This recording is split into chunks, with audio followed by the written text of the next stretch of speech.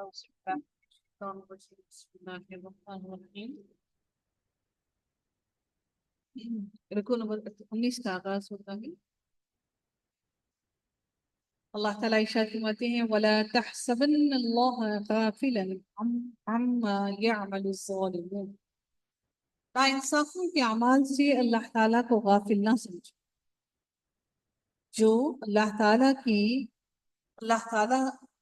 کی بات نہیں سنتے، ظالم ہیں، ناانصاف ہیں، انصاف نہیں کرتے ہیں، تو اللہ تعالیٰ فرماتے ہیں وَلَا تَحْسَبَنَّ اللَّهَ، کہ نہ گمان کرو، نہ یہ سمجھو کہ اللہ تعالیٰ غافل ہے ان تمام کے تمام لوگوں کے اعمال سے جو کہ ظلم کرنے والے ہیں، بلکہ اللہ تعالیٰ یہ بھی ارشاد فرماتے ہیں کہ انما یؤخرکم لیوم تشخص فیہ الابصار۔ اللہ تعالیٰ ارشاد فرماتے ہیں کہ نہ یہ سمجھو کہ اللہ تعالیٰ غافل ہے، تو وہ تمام لوگ جو ظلم کیے جا رہے ہیں اللہ تعالیٰ ان کو نہیں دیکھ رہا، ان کو پکڑ نہیں رہا، بلکہ اللہ تعالیٰ تو یہ ارشاد فرماتے ہیں، کہتے ہیں انما یؤخرہم، اللہ تعالیٰ تو ان کو اس دن تک مہلت دیے ہوئے ہے، لیوم تشخص، اس دن تک کے لیے جس دن انسان کی آنکھیں تشخص فیہ الابصار، انسان کی آنکھیں پھٹی کی پھٹی رہ جائیں گی۔ پھٹی کی پھٹی کیسے رہ جائیں گی کہ انسان کی آنکھیں بلنک کرنا بھی بھول جائیں گی کہ آنکھ جھپکا سکیں۔ کہیں ایسا نہ ہو کہ ہم آنکھ کو جھپکا دیں اور جھپکاتے ہی ہمیں اٹھا کر جہنم میں پھینک دیا جائے۔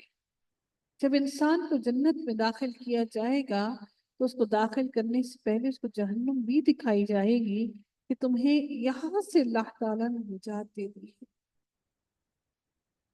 کہ وہ دن ہوگا جب انسان خوف کی حالت میں ہوگا اور انسان کو کچھ ہوش نہ ہوگا۔ اللہ تعالیٰ فرماتے ہیں کہ میں ان کی سزا کو مؤخر کیے جا رہا ہوں، تاخیر کیے جا رہا ہوں، ان کو مہلت دیے جا رہا ہوں، ان کو ڈھیل دیے جا رہا ہوں، اور اللہ تعالیٰ نے ڈھیل بھی بتا دی کب تک کے لیے میں ان کو ڈھیل دے رہا ہوں، جس دن آنکھیں ان کی پھٹی کی پھٹی رہ جائیں گی۔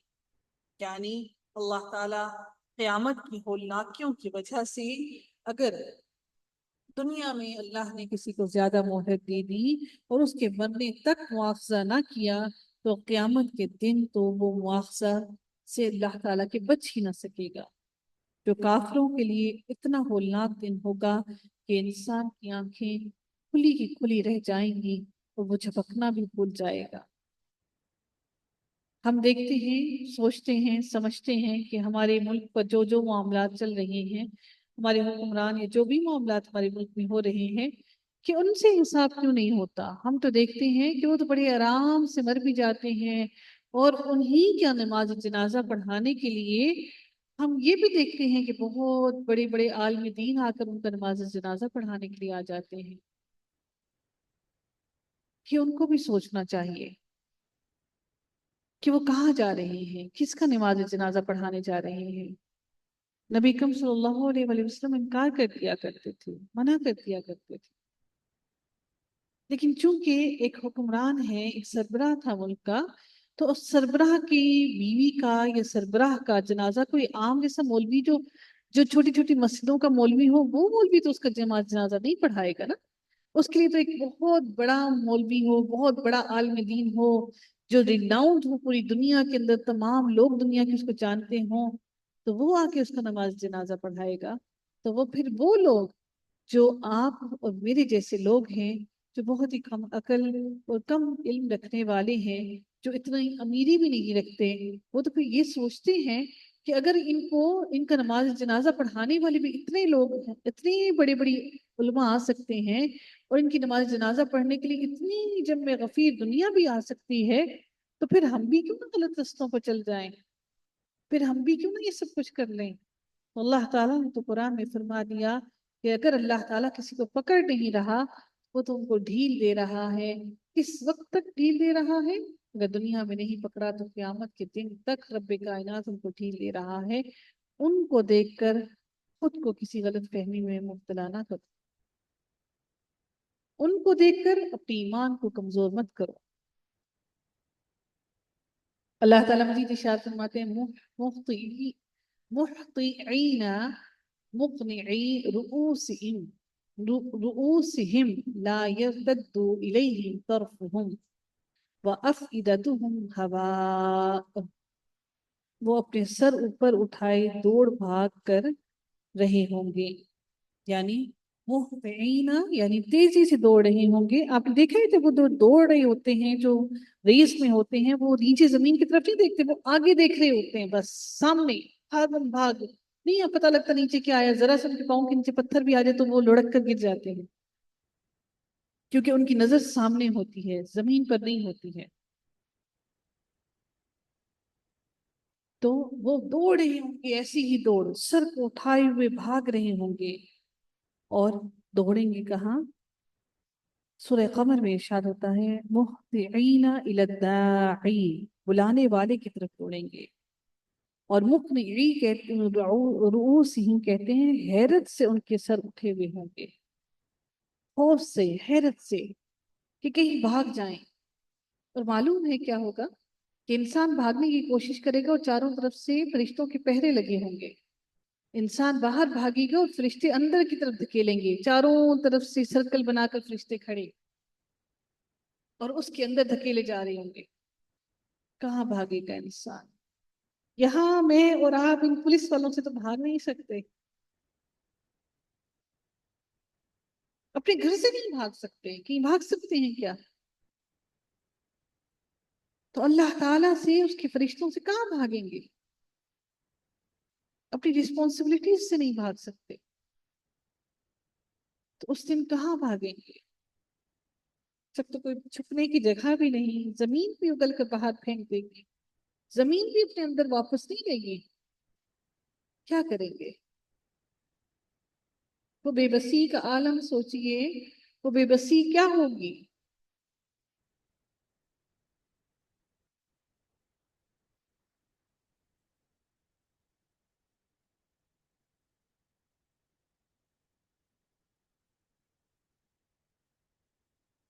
سوچئے اپنے ان رشتہ داروں کے بارے میں، اپنے ان محبت کرنے والوں کے بارے میں جو دنیا سے چلے گئے، اب وہ کس بے بسی میں مبتلا ہیں،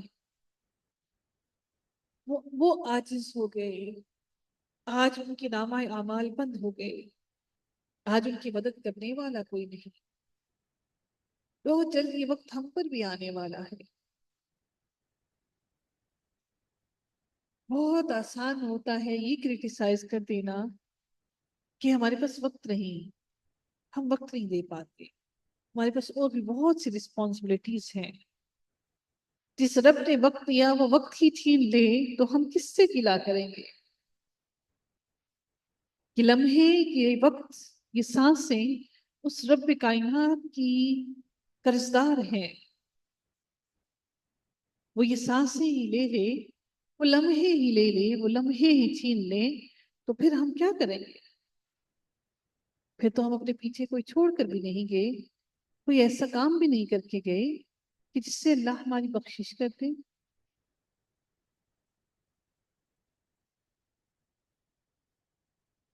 اللہ تعالیٰ فرماتے ہیں کہ خود اپنی طرف بھی ان کی نگاہیں نہ لوٹیں اور ان کے دل خالی اور اڑے ہوئے ہوں گے۔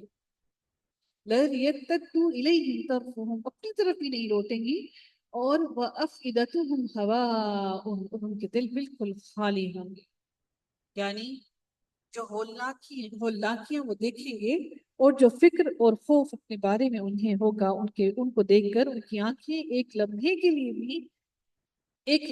لیے بھی وہ آنکھیں بند نہیں کریں گے، اور کثرت خوف سے ان کے دل گرے ہوئے اور بالکل خالی ہوں گے، یعنی کہ گرے ہوئے، جیسے انسان ہوتا ہے نا، جب کسی کا شوگر لیول لو ہوتا ہے تو ایسا لگتا ہے جیسے دل بالکل گر رہا ہے، بس اب دل بند ہوا کہ ہوا، اس کی دھڑکن رکی کہ رکی۔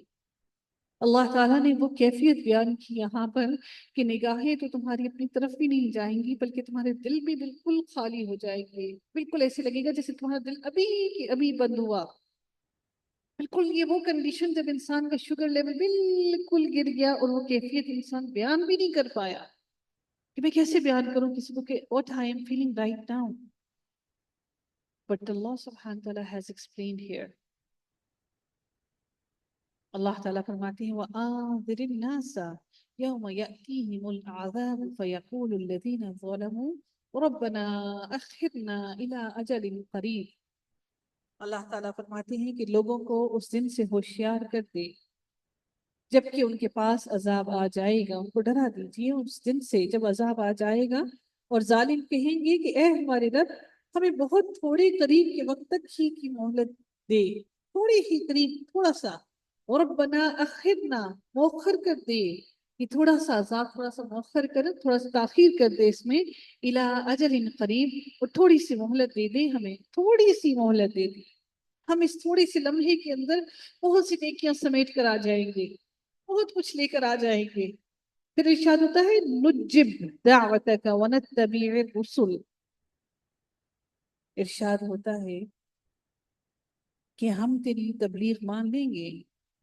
نجب دعوتک، ہم تیری دعوت کو مان لیں گے اور تیرے پیغمبروں کی بھی تابعداری کر لیں گے. ونتبع الرسل، ہم تیرے رسولوں کی بھی اتباع کر لیں گے. اولم تکونوا اقسمتم من قبل ما لکم من زوال. اللہ تعالیٰ فرماتے ہیں کیا تم اس سے پہلے بھی قسمیں نہیں کھا رہے تھے کہ تمہارے لیے دنیا سے ہی ٹلنا نہیں؟ یعنی تم اس سے پہلے بھی ساری قسمیں کھا رہے تھے اور تمہیں لگتا تھا یہ دنیا، اس دنیا سے تم کبھی نکل ہی نہیں پاؤ گے، دنیا میں ہی ہمیشہ مگن رہو گے. یعنی دنیا میں تم قسمیں کھا کھا کر کہا کرتے تھے کہ کوئی حساب کتاب اور جنت دوزخ نہیں اور دوبارہ کیسے زندہ ہونا ہے. ویسے زبان سے زبانی کلامی کہتے ہیں، لیکن سچ بتاؤں تو یقین کیجئے کہ اگر دل میں حقیقت میں یہ خوف ہوتا تو کوئی بھی گناہ نہ کرتا، کوئی کسی کا حق نہ مارتا. یہ صرف زبان کی باتیں ہیں، دل نہیں مانتا. سوچتے ہیں کہ توبہ طائب کر لیں گے، آج کر لیں جو کر سکتے. اللہ تعالیٰ مزید ارشاد فرماتے ہیں وَسَكَّنْتُمْ فِي مَسَاكِنِ الَّذِينَ ظَلَمُوا أَنفُسَهُمْ وَتَبَيَّنَ لَكُمْ كَيْفَ فَعَلْنَا بِهِمْ وَضَرَبْنَا لَكُمُ الْأَمْثَالَ. اور کیا تم لوگوں کے گھروں میں رہتے سہتے نہ تھے جنہوں نے اپنی جانوں کو ظلم کیا، اور کیا تم پر وہ معاملہ کھلا نہیں کہ ہم نے ان کے ساتھ کیسا کچھ کیا. ہم نے تو تمہارے سمجھانے کو بہت سی مثالیں بیان کر دی. کیا جن لوگوں نے ظلم کیا تم نے ان کو اپنی آنکھوں سے نہیں دیکھا کہ وہ کس قسم کی زندگی گزار رہے تھے؟ پھر اللہ تعالیٰ یہ بھی ارشاد فرماتے ہیں ان لوگوں نے اپنی جانوں پر ظلم کیا. رب کائنات یہ بھی ارشاد فرماتے ہیں کہ ہم نے تو ان کو ہدایت کے لیے، ان کو سمجھانے کے لیے بہت ساری مثالیں بیان کر دی. یعنی عبرت کے لیے ہم نے ان سے پچھلی قوموں کے واقعات بھی بیان کیے، اور جن کو اللہ تعالیٰ نے کھنڈرات بنا دیا وہ بھی ان کی آنکھوں کے سامنے ہیں. اگر تم ان سے عبرت نہ پکڑو اور ان کے انجام سے بچنے کی فکر نہ کرو تو سب کچھ تمہارے اپنے ہی اختیار.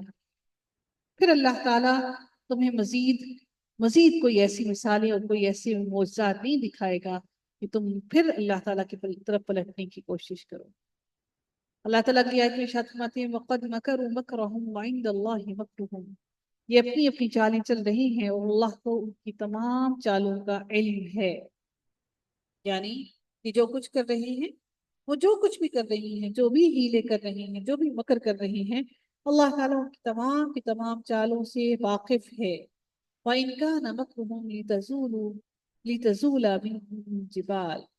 اور ان کی چالیں ایسی نہ تھیں کہ ان سے پہاڑ اپنی جگہ سے ٹل جائیں. یعنی یہ اتنے طاقتور نہیں ہیں کہ پہاڑوں کو اپنی جگہ سے ٹال سکے، کیونکہ اگر پہاڑ ٹل گئے ہوتے تو اپنی جگہ برقرار نہ ہوتے، جبکہ یہ سب پہاڑ اپنی اپنی جگہ ثابت اور برقرار ہیں. یعنی ان کے مکر تو اتنے بڑے تھے کہ پہاڑ بھی اپنی جگہ سے ٹل جاتے، یعنی پہاڑ بھی ہل جاتے، وہ بھی تھر تھراتے، اور کچھ نہیں تو لینڈ سلائڈنگ ہو جاتی. کچھ بھی نہیں ہوا. تو یہ کس بات کا اتنا غرور اور تکبر کر رہی ہیں جو یہ کچھ بھی نہ کر سکے. اللہ تعالیٰ سورہ مریم میں ارشاد فرماتے ہیں آیت نمبر 90 اور 91 میں کہ قریب ہے کہ آسمان پھٹ پڑیں اور زمین شق ہو جائے اور پہاڑ ریزہ ریزہ ہو جائیں اس بات پر کہ انہوں نے کہا اللہ رحمان اولاد والا ہے. اتنے بڑے بڑے بہتان اللہ تعالیٰ کے ساتھ باندھ دیے، وہ اتنی طاقت والی ذات اور کبھی سوچئے گا یہ بات کہ اللہ تعالیٰ نے ان لوگوں کے لیے اتنی بڑی باتیں کہہ دی اور ہم اپنے بچوں کے اور اپنے برتھ ڈے سیلیبریٹ کرتے ہیں. کبھی سوچئے گا کہ ہمارا کیا معاملہ ہوگا. ہم ان لوگوں جیسے ہونا چاہتے ہیں جو اللہ کے ساتھ اتنی بڑی باتیں بیان کر لیتے ہیں، جو کہتے ہیں کہ نعوذ باللہ حضرت مریم کی اولاد جو ہے ان کے بیٹا پیدا ہوا باپ نہیں ہے، باپ کی بغیر پیدا ہوا. جانتے ہیں انہوں نے کیا کہا؟ انہوں نے کہا کہ نعوذ باللہ حضرت مریم اللہ تعالیٰ کی بیوی ہے، اور ان میں سے اللہ تعالیٰ نے ان کو بیٹا عطا کیا. سوچئے کہ ان کی تھاٹس، ان کی سوچ کس قدر غلط ہے. اور ہم کیسے برتھ ڈے سیلیبریٹ کر سکتے ہیں؟ کیسے ہم لوگ مسلم برائڈل شاورز کر سکتے ہیں؟ یہ سب انہی کے کام ہیں. اب روم شاورز بھی ہونا شروع ہو گئے ہیں ماشاءاللہ سے. اللہ تعالیٰ معاف فرمائے، اللہ تعالیٰ ہدایت دے ہم سب کو. کافر اور مشرک جو ہیں وہ تو بتوں کو بنا لیا انہوں نے تو اللہ تعالیٰ کے ساتھ کیا کیا چیزیں منسوخ کر دی. اور اللہ نے کہا کہ انہوں نے جو اتنا بڑا بہتان لگا دیا، قریب تھا کہ اللہ تعالیٰ سب کچھ پھاڑ کر ریزہ ریزہ کر دیتا، پھر بھی اللہ نے برداشت کیا ہوا ان لوگوں کو. اللہ کو کوئی ضرورت نہیں ان کو برداشت کرنے کی. اللہ تعالیٰ فرماتے ہیں کہ فَلَا تَحْسَبَنَّ اللَّهَ مُخْلِفَ وَعْدِهِ رُسُلَهُ إِنَّ اللَّهَ عَزِيزٌ ذُو انتقام. آپ ہر خیال نہ کریں کہ اللہ اپنے نبیوں سے وعدہ خلافی کرے گا. ایسا نہیں ہو سکتا کہ اللہ تعالیٰ نے ان سے جو وعدہ کیا ہے کہ ان کو اللہ تعالیٰ جہنم میں داخل کرے گا اور رب کا سزا دے گا، ایسا نہیں ہو سکتا کہ اللہ تعالیٰ اپنے نبیوں سے کیا ہوا وعدہ پورا نہ کرے اور اس کی خلاف ورزی کرے. اللہ تعالیٰ فرماتے ہیں کہ آخرت کے دن اللہ تعالیٰ ان سب سے بدلہ لے گا. اور جب اللہ تعالیٰ بدلہ لینے پر آتا ہے تو اللہ تعالیٰ فرماتے ہیں ان اللہ عزیز ذو انتقام، وہ تو زبردست بدلہ لینے والا ہے، زبردست بدلہ لینے والا ہے. پھر اس جیسا بدلہ کوئی لے نہیں سکتا. یوم تبدل الارض غیر الارض والسماوات وبرزوا للہ الواحد القہار. جس دن زمین اس زمین کے سوا اور ہی بدل دی جائے گی اور آسمان بھی، اور سب کے سب اللہ واحد غلبے والے کے روبرو ہوں گے. یعنی اس کے بارے میں، اس آیت کے بارے میں، یہ تبدیلی صفات کے لحاظ سے ہے، جو ذات کے لحاظ سے یعنی یہ آسمان اور زمین اپنی صفات کے اعتبار سے بدل دیے جائیں گے. زمین جو ہے ابھی ہمیں براؤن کلر کی نظر آتی ہے، تو قیامت کے روز اللہ تعالیٰ اس زمین کو بالکل سفید کر دیں گے. جیسے میدہ ہوتا ہے، یہ زمین آسمان سب لپیٹ دیے جائیں گے اور دوبارہ سے اللہ تعالیٰ ان کی تخلیق کریں گے. اور پھر اللہ تعالیٰ ان کی تخلیق ایک نئے انداز سے، نئی شکل و صورت میں کریں گے. تو اللہ تعالیٰ بدل دیں گے اس زمین کو زمین سے، الارض غیر الارض والسماوات، اور آسمان کو بھی. اور اللہ تعالیٰ فرماتے ہیں یہ سب کے سب اللہ تعالیٰ کے سامنے روبرو ہوں گے، اس واحد قہار کے سامنے. اللہ تعالیٰ کی بنائی ہوئی تمام چیزیں اس کے سامنے موجود ہوں گی. حدیث میں آتا ہے کہ رسول اللہ صلی اللہ علیہ وآلہ وسلم نے ارشاد فرمایا کہ یہ آسمان نہیں ہوں گے. رسول اللہ صلی اللہ علیہ وسلم نے ارشاد فرمایا کہ قیامت والے دن لوگ سفید بھوری زمین پر اکٹھے ہوں گے جو میدے کی روٹی کی طرح ہوگی. اس میں کسی کا کوئی جھنڈا یا علامتی نشان نہیں ہوگا. حضرت عائشہ رضی اللہ تعالیٰ عنہا نے پوچھا کہ جب یہ آسمان اور زمین بدل دیے جائیں گے تو پھر لوگ اس دن کہاں ہوں گے؟ نبی اکرم صلی اللہ علیہ وآلہ وسلم نے فرمایا صراط پر، یعنی پل صراط پر. ایک یہودی کے سوال کرنے پر آپ صلی اللہ علیہ وآلہ وسلم نے فرمایا کہ لوگ اس دن پل کے قریب اندھیرے میں ہوں گے. وہ پل صراط بالکل اندھیرا ہے جہاں پہ کچھ دکھائی نہیں دے گا. روشنی انسان کو، سب لوگوں کو ملے گی، لیکن جو لوگ دنیا میں نیک عمل کرتے رہے ان کی روشنی ختم نہیں ہوگی. لیکن جن لوگوں نے نیک عمل نہیں کیے، جو لوگ دنیا داری میں پڑے رہے، وہ اللہ کو راضی نہیں کر پائے، وہ جیسے ہی پل صراط پر چڑھ جائیں گے لیکن آدھے راستے میں ہی ان کی روشنی چھین لی جائے گی. وہ چلائیں گے، کہیں گے اپنی بہن سے، اپنے بھائی سے، اپنے شوہر سے، اپنے بچوں سے، ٹھہر جاؤ، مجھے بھی تھوڑی سی روشنی دے دو، میں بھی تمہارے ساتھ پار چڑھ جاؤں. تلوار کی دھار کی طرح تیز ہوگا پل صراط، اور بال کی طرح باریک. باریک ان لوگوں کے لیے جن کے اعمال کم ہیں، اور جو لوگ اچھے اعمال لے کر پہنچے ان کے لیے وہ پل کشادہ ہوتا جائے گا. اور سارے کے سارے لوگ یہ کہیں گے کہ ہم کسی طرح سے اس پل صراط کو پار کر کے جنت میں داخل ہو جائیں، اور اس پل صراط کو پار کر کے وہ جنت میں داخل ہوں گے. جبکہ نبی اکرم صلی اللہ علیہ وآلہ وسلم بھی پل صراط کو پار کریں گے، اور پل صراط کو پار کرنے کے بعد جنت کے دروازے پر کھڑے ہو کر کہیں گے امتی امتی امتی، اے میرے رب میری امت، اے میرے رب میری امت، اے میرے رب میری امت. یہ ہمارے نبی کی محبت ہے ہم اپنی امت سے. اور ہماری محبت کیا ہے اپنی نبی سے؟ جو دل میں چاہا دین میں شامل کر لیا، جو دل میں چاہا اس کو دین میں ڈال لیا. اس روز جب اللہ تعالیٰ اس زمین کو بدل دیں گے تو سب کے سب لوگ پل صراط پر کھڑے ہو کر اپنی اس یہ پل صراط جو ہے تمام اعمال کا محشر کے میدان میں بدلہ لینے کے بعد، مطلب اپنے اعمال کا ایک چھانٹی بینتی کروانے کے بعد، پھر ہمیں جنت میں داخل ہونے کے لیے یہ آخری مقام ہوگا، آخری سیڑھی. اور قیامت کے روز ایسا ہرگز نہیں ہے، یہ مت سمجھیے گا کہ بس میدان ہے تو کھڑے ہیں تو ہم سب کو اللہ تعالیٰ کے سامنے حساب کتاب لینا ہے، بلکہ سورج کو ہمارے سروں پر لا کر کھڑا کر دیا جائے گا. کوئی سایہ نہیں، ہمارے سر کے اوپر سورج ہوگا، اور انسان اپنے ہی پسینے کے اندر ڈوب رہا ہوگا. ہم سے یہ گرمی برداشت نہیں ہوتی، 40 ڈگری ٹمپریچر ہو جائے تو اے سی سے نکل نہیں پاتے، دل گھبراتا ہے، سفوکیشن ہوتی ہے. جب سورج ہمارے سروں کے اوپر لا کر کھڑا کر دیا جائے گا اور انسان اپنے ہی پسینے کے اندر ڈوب رہا ہوگا،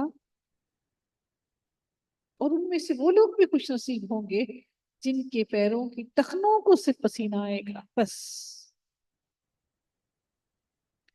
یہ سورہ بقرہ جس کے لیے حدیث میں آتا ہے کہ یہ وہ سورہ ہے جو اپنے پڑھنے والوں کے سروں پر سایہ کر کے کھڑی ہو.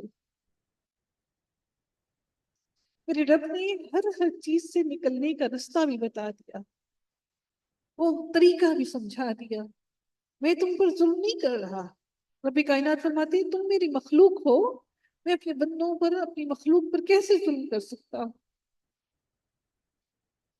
لیکن ہم کیا کریں، ہم یہ تو دنیا میں پڑے ہوئے ہیں، کتنی کوشش کرتے ہیں دنیا سے نکلنے کی، دنیا پھر اپنی طرف کھینچتی ہے. رب کائنات مزید ارشاد فرماتے ہیں وَتَرَى الْمُجْرِمِينَ يَوْمَئِذٍ مُقَرَّنِينَ فِي الْأَصْفَادِ.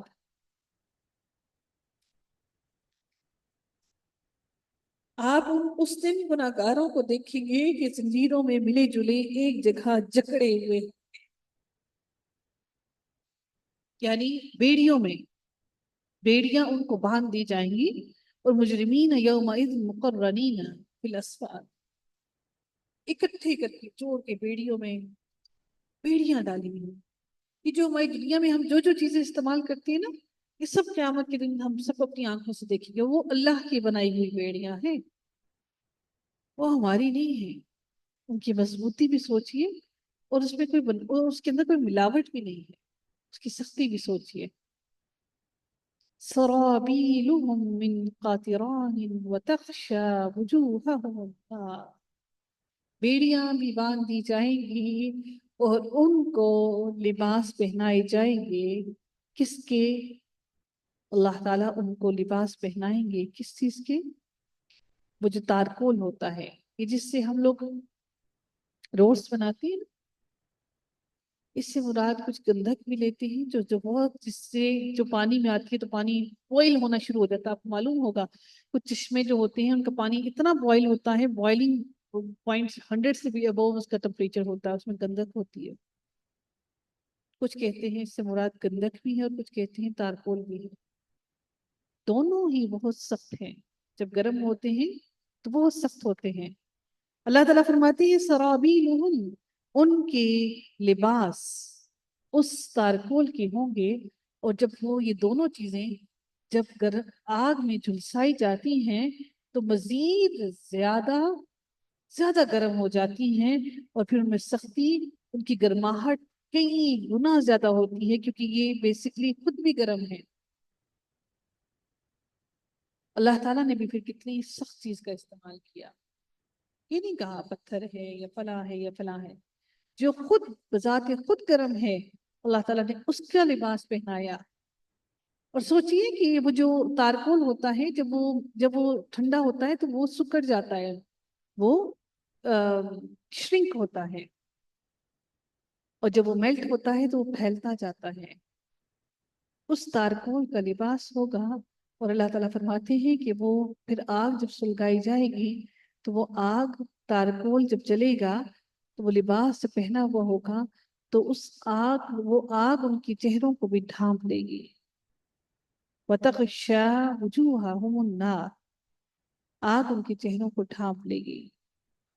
اتنی اونچی اونچی سلگتی ہوئی آگ. لِيَجْزِيَ اللَّهُ كُلَّ نَفْسٍ مَا كَسَبَتْ إِنَّ اللَّهَ سَرِيعُ الْحِسَابِ. یہ اس لیے کہ اللہ تعالیٰ ہر شخص کو اس کے کیے ہوئے اعمال کا بدلہ دے. بے شک اللہ تعالیٰ کا حساب لیتے کچھ دیر نہیں لگتی. اللہ تعالیٰ کو حساب لینے میں کچھ وقت نہیں لگنا، سیکنڈز میں حساب لے لے گا.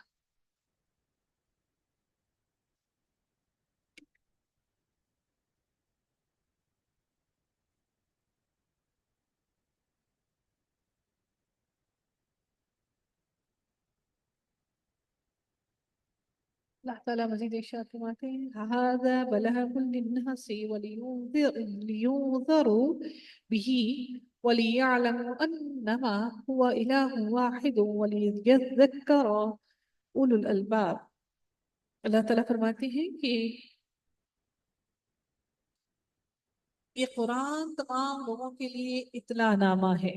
بلاغ للناس، کہ اس کے ذریعے سے وہ ہوشیار کر دیے جائیں، ان کو متنبہ کر دیا جائے، اور وہ باخوبی معلوم کر لیں، وہ جان لیں. وَلِيَعْلَمُوا، وہ جان لیں، انما ہوا الہ واحد، کہ اللہ ہی ایک معبود ہے، تاکہ عقل مند لوگ سوچ سمجھ لیں کہ یہ جو مہلت اللہ نے ہم کو دی ہے، یہ مہلت رب کائنات نے ان کو کس وجہ سے دی ہے. اور اللہ تعالیٰ نے قرآن کو ہمارے پاس تمام کی تمام ہمیں تنبیہ کرنے کے لیے، ہمیں ڈرانے کے لیے اور ہمیں خوشخبری دینے کے لیے بھی بھیجا. اب اس پہ ہے کہ ہم اس کو کس طرح سے استعمال کرتے ہیں، ہم ہدایت پاتے ہیں یا نہیں پاتے ہیں. رب کائنات سے دعا ہے کہ اللہ تعالیٰ ہم سب کو ہدایت سلیم عطا فرمائے، اور اللہ تعالیٰ سے دعا ہے کہ ہمیں ایسی ہدایت عطا کرے کہ اس ہدایت کے مل جانے کے بعد ہم گناہوں کی طرف نہ پلٹ سکیں. رب کائنات ہم سب سے راضی ہو جائے، ہماری اولاد سے، ہم سے وہ کام کروا لیں جو اس کی رضا کو حاصل کرنے کے لیے کافی ہوں. اللہ تعالیٰ آپ سب لوگوں سے راضی ہوں. اللہ تعالیٰ سے بہت سی دعائیں آپ سب لوگوں کے حق میں. سبحانک وآخر دعوانا الحمدللہ رب العالمین، صلی اللہ تعالی علی خیرہ خلقہ اجمعین برحمتک یا ارحم الراحمین.